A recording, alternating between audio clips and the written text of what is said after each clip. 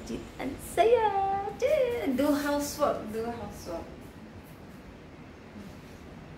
Mag-do housework tayo. Ganyan na ako. Mopping the floor. Mopping the floor. Mopping the floor. Ganyan lang pag masaya. Ay. Take na ako nag-mop kasi kaninang umaga, sabi ng anak ni Gran, nandito siya, sige na Mary, napakain mo na si mama ko. Nakatulog naman siya, pwede ka nang mag-exercise, mag-walk ka para naman maarawan ka ng maaga at pagbalik mo, ako'y uuwi na, sabi niya gano'n. Pauwi na ako dito sa bahay, hindi pa naman siya umuwi, nagtagal pa naman siya. Sabi na niya, uuwi siya. Ngayon, naisipan ko nang mag-mop. Kasi, wala naman akong gagawain kasi naasikaso ko na uli si Granny ng lunch niya. Maya-maya na lang uli.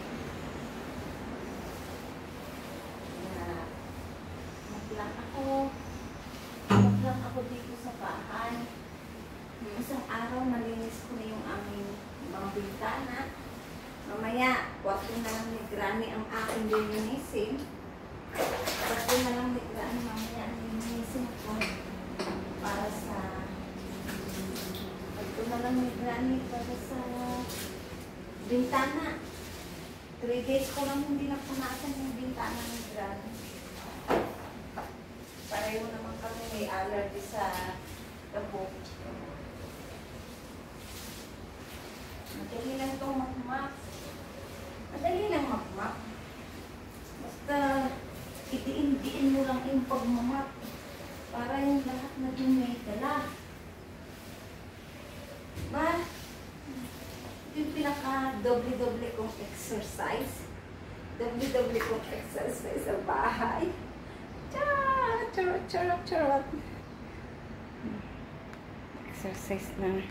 Exercise ko yan. Doble-doble kong exercise.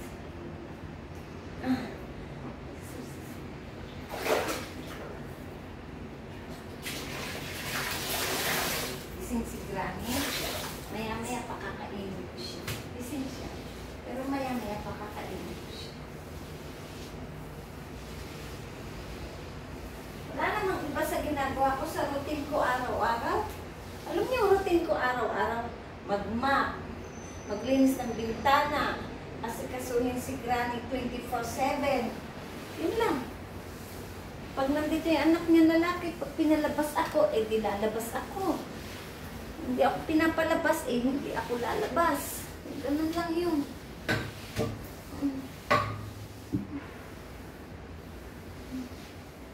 Importante, pagdating ng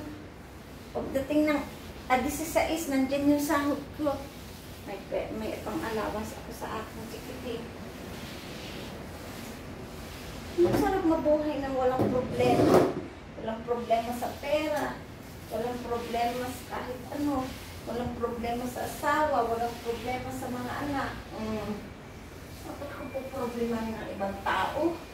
Hindi ko naman yung mga kakilala in person. Hindi ko na problema yung mga ganyang tao. Hindi ko naman sa personal. At lalong-lalo na hindi sila magdadala sa akin sa hulong hantungan, kundi dalawa ko lang anak, no? Hindi ko pagtutuunan niya ng pansin. Mga ganyang klase ng tao na ugali sa social media. Show off yung mga ugaling moron. Hindi maganda yun. Ano na yung mga kalapamehan. Ano mabuhay sa mundo? Ay, labas na yung bra ko. Diyos ko, Lord, tingnan niyo na yung bra ko.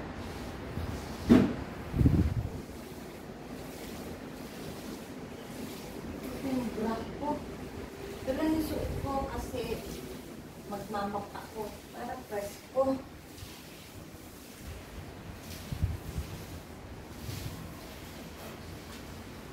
Ganyan ang trabaho ko araw-araw.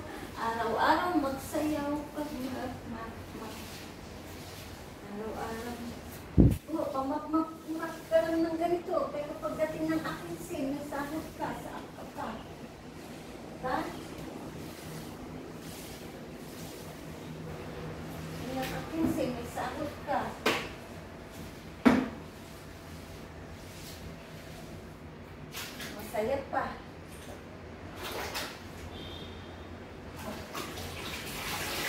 Ang importante kasi masaya. Masaya ang pamilya, hindi ka magre-relay sa ibang tao ang saya. Relay ang saya sa pamilya. Relay ang saya sa dalawang anak.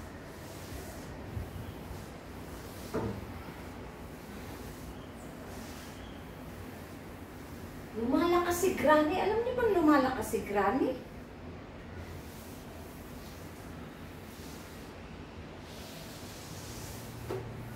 Nga ko lang ngayong araw na to kung magpupupo si Granny. Kasi lumalakas si Granny. Nawawala-wala na yung kaunting yung panas niya sa kamay na, nawawala-wala na din. Nag-subsidize na yung mga panas niya sa paa, sa kamay. Pero yung paan niya, hindi naman namamanas. Kamay lang. Kasi lagi niya inilalawit.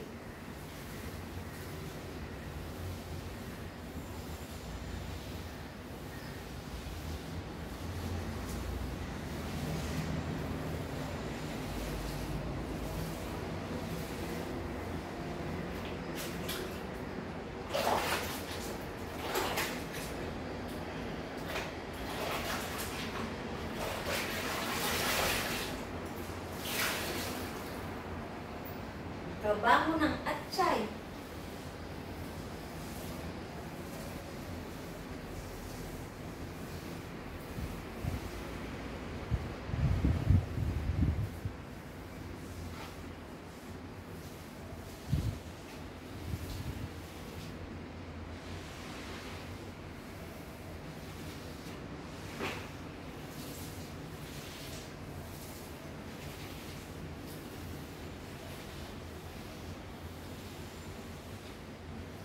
Trabaho ng atsay. Atsay. Atsay pa mo.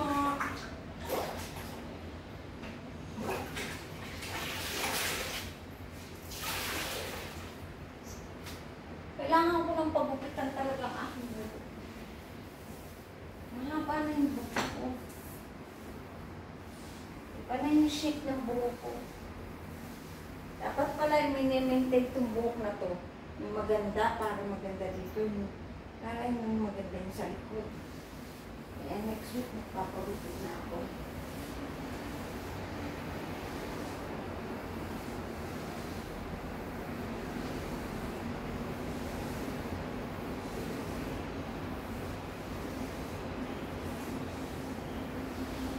Dito ko nakukuha yung mga muscle ko. Pagmamap. Kasi hindi ka naman pwede magmap na para kang gulay. Dapat gamitan din ng lakas. Para yung magaling dumi. Hindi ka naman pwede magmap na para kang gulay. Kailangan mo dyan may lakas.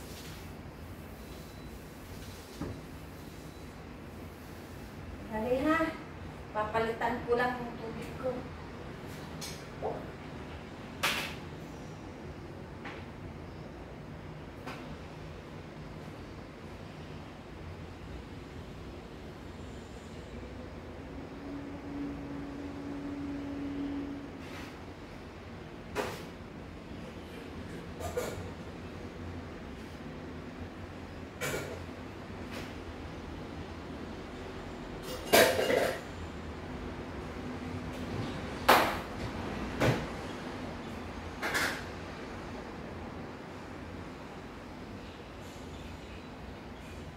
Dito tayo, para kita nyo ako.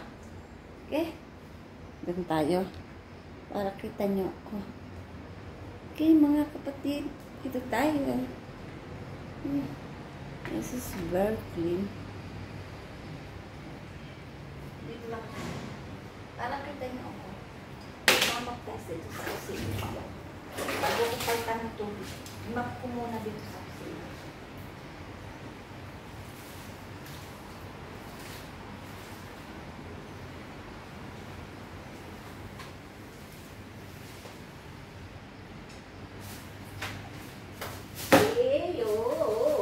May botike. Kita niyo yung botike?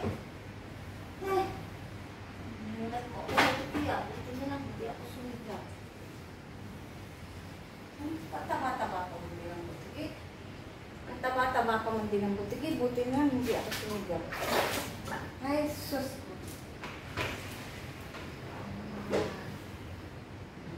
Tumatawag si Granny.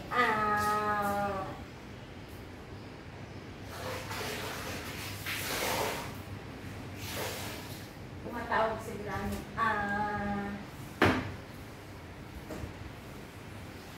Dadry ko lang to. Tapos pupuntahan ko muna si Granny. Pakakainin ko siya ng ate. Tumatawag siya.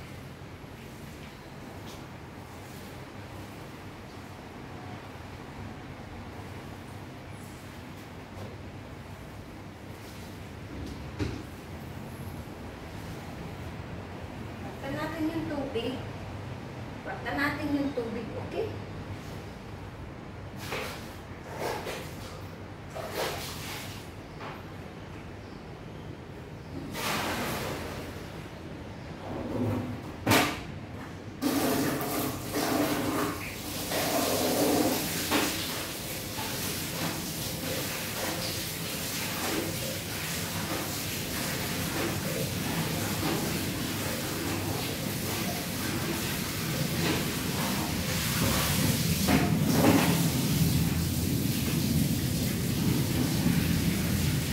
Tayo ng tubig.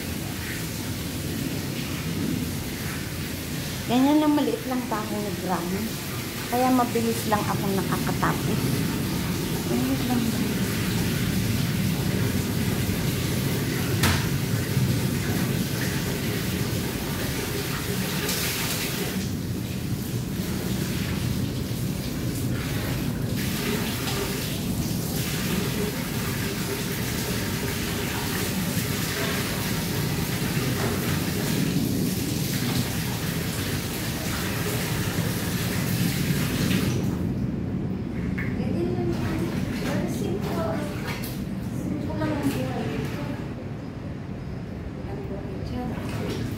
Linisin lang natin yan ng maayos. Basta malinis. Okay na yan, basta malinis. Wala na yung problema, basta malinis lang.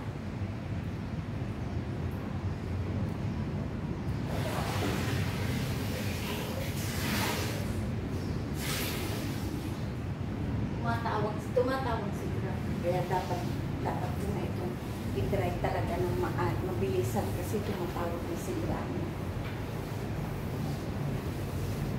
Yung mahirap pag wala akong kasama. Pag tumatawag si Granny, titigil at titigil ako sa aking trabaho. Mag-uupo sa kabila. Kakausap mo siya ng kaunti. Kakausapin mo siya ng kaunti. Bigyan mo siya ng kaunting pagkain.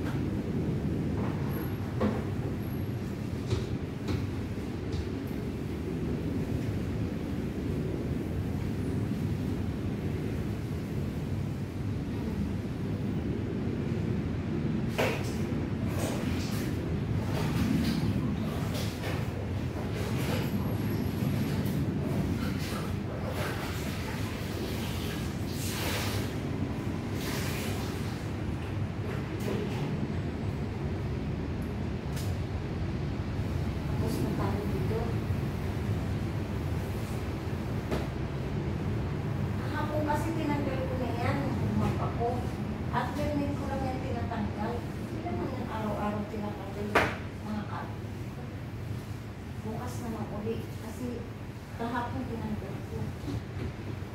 Wala naman dito ipis. Alam niyo ba sa bahay ni Granny walang ipis?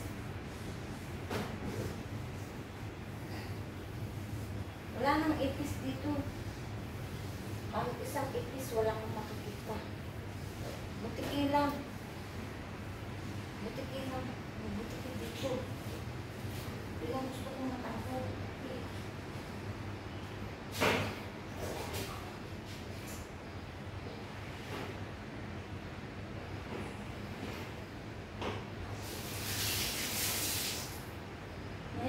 natin ituloy ang pagmamap. Asikasuhin ko muna yung pagkain ni Granny. Kasi, pare ko gusto niya kumain. Init na natin ito. Init lang natin ito. Mag-prepare tayo ng pagkain ni Granny. Titigil muna tayong mag-map. Tapusin muna, asikasuhin natin yung pagkain ni Granny.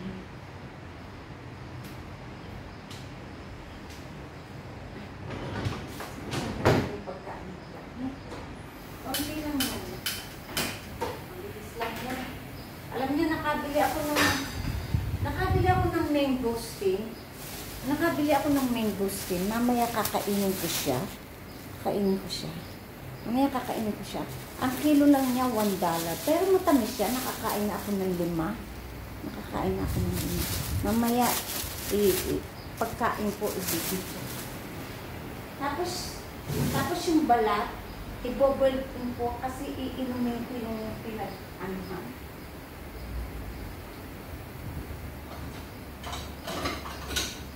Pakakain ko lang siya. Oh dear. Ibalik. Ang nalaglag. Sandali. Mabilis lang.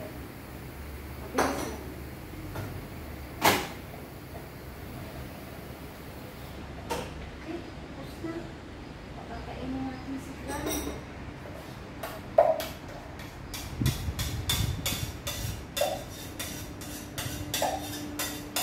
Okay. Sayang.